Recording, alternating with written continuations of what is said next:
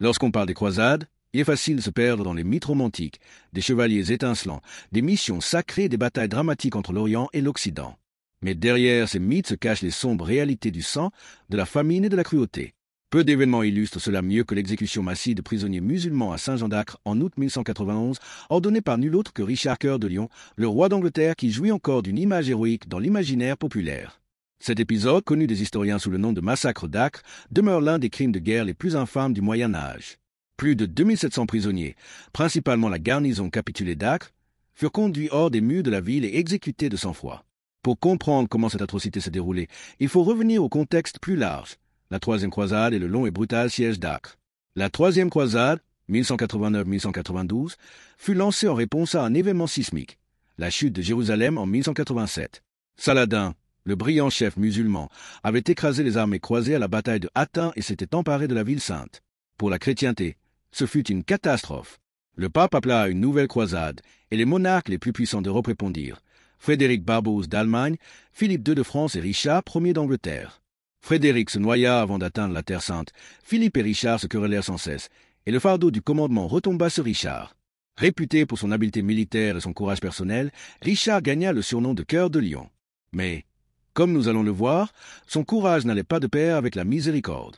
Avant même que Richard n'arrive en Terre Sainte, le siège de Saint-Jean d'Acre avait déjà commencé. Acre était une ville portuaire vitale, la clé du contrôle de la Palestine. Des croisés venus de toute l'Europe, rejoints par les restes des États latins d'Orient, avaient encerclé la cité en 1189, espérant briser l'emprise de Saladin. Ce qui suivit fut l'un des sièges les plus longs et les plus sanglants du monde médiéval, durant près de 2 ans. Le siège de Saint-Jean d'Acre fut moins un affrontement glorieux de chevaliers qu'un désastre au ralenti pour les 2 camps.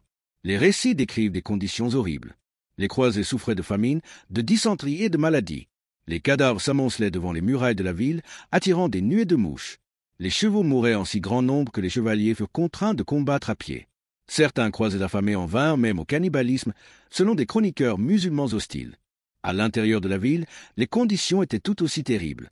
Les hommes de Saladin tentèrent à plusieurs reprises de briser le siège de l'extérieur, mais les croisés tinrent bon. Les défenseurs, privés de renforts, s'affaiblissaient. Pourtant, la garnison résista avec acharnement, sachant que se rendre aux croisés pouvait signifier la mort. Enfin, en juillet 1191, après près de 2 ans, Acre se rendit. Les défenseurs acceptèrent des conditions avec les croisés. L'accord, négocié en grande partie entre Saladin et Richard, comprenait le paiement d'une forte rançon pour la vie de la garnison, la libération des prisonniers chrétiens détenus par Saladin, le retour de la vraie croix, une relique saisie à Hattin. Au départ, l'accord semblait offrir une chance de clémence. Mais presque aussitôt, des différends éclatèrent. Saladin tarda à remplir certaines parties de l'accord. Il avait besoin de plus de temps pour réunir l'argent de la rançon et organiser les échanges de prisonniers. Richard, impatient et méfiant, s'irrita.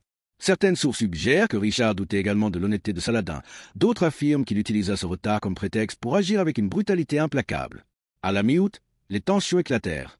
Richard ordonna que les prisonniers, environ 2700 hommes, principalement les soldats de la garnison d'Acre, soient exécutés à l'extérieur de la ville. Les chroniqueurs diffèrent sur les détails, mais la plupart s'accordent sur l'ampleur et l'horreur de ce qui suivit. Le 20 août 1191, sous le soleil brûlant du Levant, les hommes de Richard firent sortir les prisonniers d'Acre en colonne. Les chroniqueurs musulmans tels qu'Ibn al-Athir décrivent la scène avec horreur. Des captifs sans armes furent ligotés et conduits en terrain découvert, où des chevaliers et des soldats croisés les massacrèrent méthodiquement. Le massacre ne fut pas rapide. Certains furent transpercés par des épées, d'autres taillés en pièces. Les arbalétriers tirèrent dans la foule.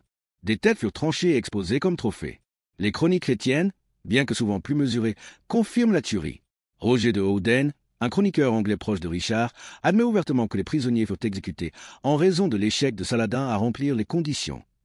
Les chiffres varient légèrement selon les récits, mais la plupart s'accordent sur environ 2700 victimes. Contrairement aux légendes de chevaliers épargnant des ennemis nobles, ici il n'y eut ni chevalerie, ni pitié, seulement un massacre froid et délibéré. Les historiens débattent des motivations de Richard. Quelques raisons possibles incluent pragmatisme et logistique. Nourrir, garder et transporter près de 3000 captifs représentait un cauchemar logistique pour une armée déjà à court de provisions. Les exécuter résolvait le problème. Terreur et intimidation. Richard a peut-être voulu envoyer un message à Saladin et au monde musulman plus largement. Tôt ou tard ou toute trahison serait punie avec une force impitoyable. Zèle religieux.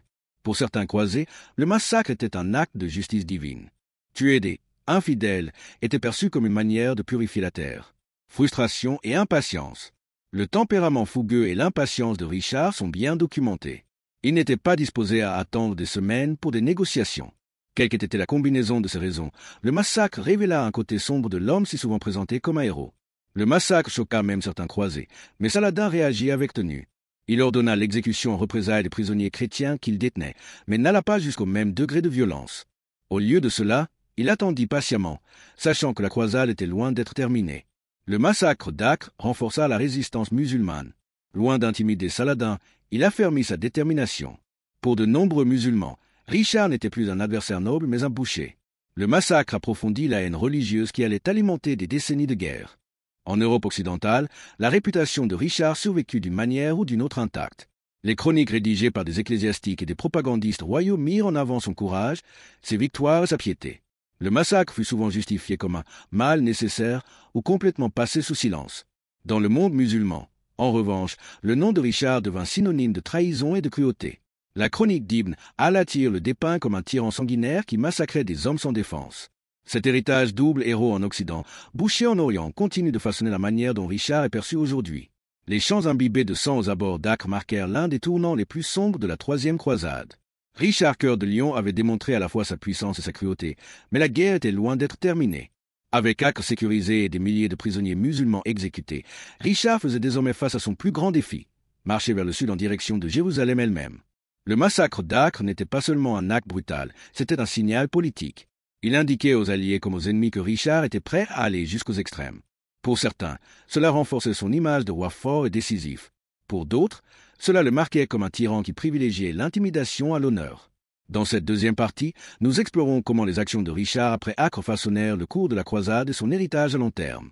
Après la chute d'Acre, Richard se prépara à faire marcher son armée le long de la côte en direction de Jaffa, la porte d'accès à Jérusalem. La route était périlleuse. L'armée croisée devait avancer lentement, constamment harcelée par les forces de Saladin. Richard se révéla être un brillant commandant. Il maintint son armée en formation serrée, avec l'infanterie et les arbalétriers protégeant les chevaliers. Les archers montés de Saladin les encerclaient, tirant flèche après flèche jour après jour. Mais Richard refusa de se laisser entraîner dans des charges imprudentes. Sa discipline assura la préservation de l'armée croisée. Le 7 septembre 1191, Saladin lança enfin une attaque massive près de la ville d'Arsouf. La bataille fut féroce. La cavalerie musulmane s'écrasa à plusieurs reprises contre les lignes croisées, et pendant des heures Richard contint ses chevaliers, leur interdisant de charger. Mais lorsque le moment se présenta, Richard déclencha une contre-attaque dévastatrice. Les chevaliers croisés s'élancèrent avec fracas, perçant les lignes de Saladin et envoyant son armée en déroute. La bataille d'Arsouf devint l'une des plus grandes victoires de Richard. Elle redonna le moral aux croisés après des années de souffrance, et montra que Saladin pouvait être vaincu en combat ouvert. Pourtant, sous la surface du triomphe, la tâche d'Acre demeurait. Même si la réputation de Richard en tant que génie militaire grandissait, le massacre d'Acre hantait sa campagne de manière subtile. Le moral des musulmans, au lieu de s'effondrer, se raffermit. Saladin devint encore plus déterminé à défendre Jérusalem, et ses troupes, galvanisées par l'indignation, combattirent avec une résolution accrue. De plus, le massacre ternit l'image de Richard en tant que chevalier chevaleresque. Les idéaux médiévaux valorisaient l'honneur, la clémence envers les ennemis vaincus et le respect des adversaires nobles. Bien que les massacres ne fussent pas rares dans la guerre médiévale, l'ampleur et la froideur calculée d'Acre le distinguaient des autres. Les chroniqueurs occidentaux eurent du mal à le justifier. Certains affirmèrent que Richard n'avait pas eu le choix. Saladin avait retardé les paiements de rançon et les échanges de prisonniers.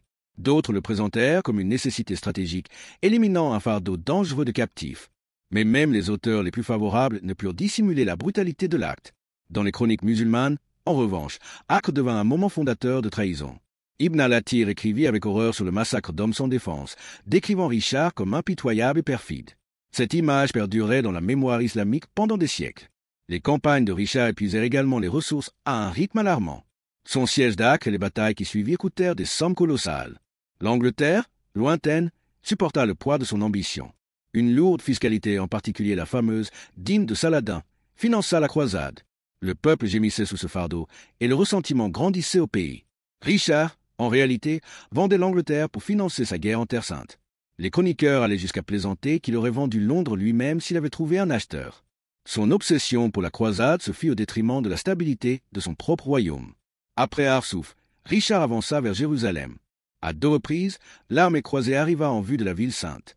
Les chroniqueurs décrivent des soldats pleurant d'émotion en contemplant ces murailles. Mais Richard hésita. Jérusalem était fortement fortifiée, et Saladin contrôlait la campagne environnante. Ravitailler une armée assiégeante aurait été presque impossible.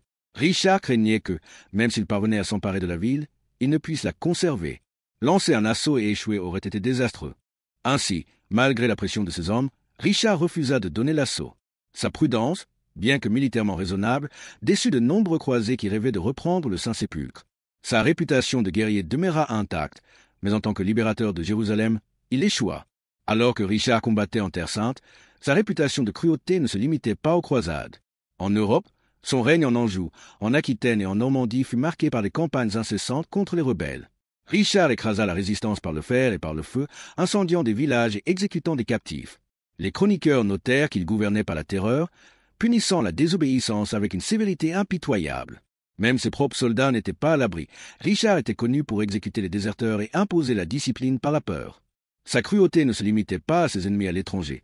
Elle faisait partie intégrante de son caractère. Avant Acre, Richard avait déjà démontré sa brutalité lors de la conquête de Chypre en 1191. Lorsqu'Isaac Comnène, le souverain byzantin de l'île, résista aux forces de Richard, le roi d'Angleterre répondit par une violence écrasante. Des villages furent incendiés et les civils pillés. Isaac lui-même fut capturé et humilié, enchaîné avec des chaînes d'argent. Bien que Chypre devint plus tard une base précieuse pour les croisés, cette conquête révéla la volonté de Richard d'imposer sa domination par la peur. C'était un autre exemple de son approche impitoyable de la guerre. L'image de Richard dépendait largement du point de vue.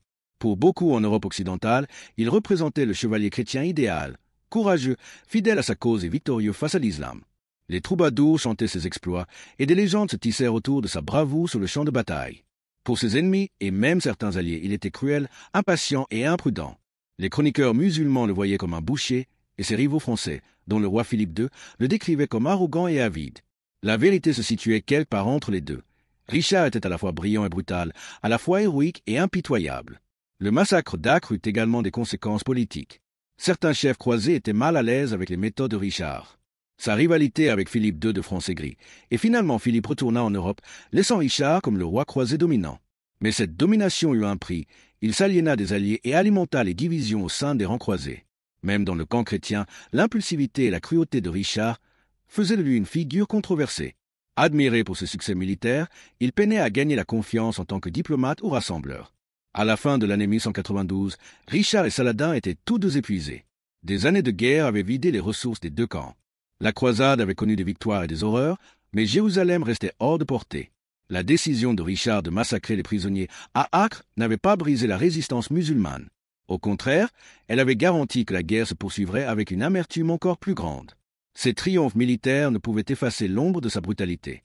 Alors que Richard se préparait à négocier avec Saladin, sa réputation était en jeu. Serait-il retenu dans les mémoires comme le grand héros chrétien qui avait restauré la Terre Sainte, ou comme le boucher impitoyable qui avait sacrifié la miséricorde à l'opportunisme? Les années de la Troisième Croisade avaient laissé Richard et Saladin épuisés. En 1192, l'armée croisée avait marché, combattu et saigné à travers le Levant, mais Jérusalem demeurait fermement aux mains des musulmans. Le rêve de reprendre le Saint-Sépulcre, le cri de ralliement qui avait attiré des milliers de personnes venues de toute l'Europe, s'évanouissait peu à peu. Richard, le roi brillant mais impitoyable, devait désormais décider comment sa croisade se terminerait. Après des années de guerre quasi constante, les deux camps comprirent qu'ils ne pouvaient obtenir une victoire absolue. Saladin, bien qu'affaibli, avait réussi à défendre Jérusalem. Richard, bien qu'invaincu en bataille rangée, ne pouvait soutenir un siège de la ville sainte. Son armée était épuisée, les provisions rares, et la situation politique en Europe exigeait son retour. En septembre 1192, Richard et Saladin conclurent le traité de Jaffa. Les termes reflétaient l'impasse de la guerre. Jérusalem resterait sous contrôle musulman. Les pèlerins chrétiens auraient libre accès au Saint-Sépulcre et aux autres lieux saints. Les villes côtières de Jaffa à Tyr resteraient aux mains des croisés. Le traité était un compromis, bien loin du grand objectif de reprendre Jérusalem, mais il assurait au moins une paix fragile. Pour Richard, cette trêve fut une pilule amère. Il était venu en Terre Sainte avec des rêves de gloire, mais il repartit sans conquérir le prix qui avait inspiré la croisade dès le départ. Ces hommes étaient partagés, certains louaient son pragmatisme, tandis que d'autres plairaient la promesse non tenue. En octobre 1192, Richard entreprit son voyage de retour. Cœur de Lion avait combattu sans relâche pendant 3 ans et, bien qu'il n'ait pas repris Jérusalem, ses victoires à Acre et à Arsouf lui assurèrent la réputation d'être l'un des plus grands guerriers de son époque. Mais son départ était périlleux. Les mers étaient dangereuses et ses ennemis en Europe étaient impatients de tirer profit de son absence. Richard se déguisa et tenta de voyager par voie terrestre, mais le destin lui réservait une cruelle surprise. En décembre 1192, alors qu'il voyageait à travers l'Autriche, Richard fut capturé près de Vienne par le duc Léopold V, un homme que Richard avait insulté durant la croisade. Léopold le remit à l'empereur du Saint-Empire romain germanique, Henri VI, qui vit là une occasion de tirer un profit énorme du malheur de Richard. L'empereur exigea une rançon sans précédent de 150 000 marcs, une somme colossale, équivalente à plusieurs années de revenus de l'Angleterre. Cette rançon devint l'un des fardeaux financiers les plus tristement célèbres de l'histoire médiévale. Pour réunir l'argent, l'Angleterre fut de nouveau vidée. De lourds impôts furent imposés aux nobles comme aux paysans. Les églises furent dépouillées de leurs trésors. L'argent et l'or furent collectés dans tout le royaume. Le peuple d'Angleterre, déjà épuisé par des années de taxation pour financer la croisade, dut à présent payer encore une fois pour sauver son roi absent. Les chroniqueurs écrivirent avec amertume sur les souffrances causées par cette rançon. Beaucoup estimaient que Richard avait abandonné son peuple pour sa gloire personnelle et qu'à présent, ils en payaient le prix de son ambition téméraire. Après plus d'un an de captivité, Richard fut enfin libéré en février 1194. Mais son retour en Angleterre fut bref. Il n'y passa que quelques semaines avant de repartir combattre en France contre son vieil ennemi, le roi Philippe II. Les dernières années de Richard furent consacrées à la guerre en France pour défendre son empire angevin. Sa cruauté ne diminua pas avec l'âge. Il continua à incendier des villages, assiéger des châteaux et punir les rebelles avec sévérité. Sa réputation de guerrier intrépide allait de pair avec son image de souverain impitoyable. En 1199, lors d'un petit siège à Chalut, en Limousin, Richard fut atteint par un carreau d'arbalète. Bien que la blessure parût mineure au départ, elle s'infecta rapidement et devint gangréneuse. Après plusieurs jours d'agonie, le cœur de Lion mourut le 6 avril 1199 à l'âge de 41 ans. Sa mort marqua la fin de l'un des règnes les plus dramatiques et violents du Moyen Âge. Richard Cœur de Lion est rappelé de deux manières très différentes, selon celui qui raconte l'histoire. En Angleterre, dans une grande partie de l'Europe, Richard devint une légende romantique. Les troubadours chantaient sa bravoure. Les chroniqueurs louaient son courage et sa fidélité à la cause chrétienne. Les générations suivantes, en particulier à l'époque victorienne, le célébrèrent comme le modèle du chevalier chevaleresque. Des statues de Richard à cheval se dressent encore à Londres, le représentant comme un héros national. Dans le monde islamique, Richard fut retenu comme un boucher. Le massacre d'Acre, où il ordonna l'exécution de 2700 prisonniers musulmans, resta gravé dans les mémoires comme l'une des plus grandes atrocités des croisades. Les chroniqueurs musulmans le décrivaient comme impitoyable et perfide, un homme qui parlait d'honneur mais pratiquait la brutalité. La vérité se situe entre ces deux extrêmes. Richard fut sans aucun doute un brillant chef militaire. Ses victoires à Arsouf et à Jaffa prouvent son génie tactique. Pourtant, il fut également impitoyable, choisissant souvent la violence plutôt que la clémence. Sa volonté de massacrer des captifs, d'imposer des taxes écrasantes et d'incendier des villages montre qu'il gouvernait autant par la peur que par l'inspiration. Richard Cœur de Lion mena une vie courte mais extraordinaire. Il incarnait les contradictions du monde médiéval, un roi célébré comme un héros chevaleresque mais responsable de certaines des atrocités les plus brutales des croisades. Pour ses partisans, il fut le roi guerrier qui défendit l'honneur chrétien. Pour ses victimes, il fut un tyran dont l'épée n'apporta que souffrance. L'histoire, en fin de compte, retient les deux faces. Le cœur de Lion rugit avec un courage inégalé, mais son héritage reste à jamais taché du sang d'Acre et de la misère de ceux qui supportèrent le prix de ses guerres.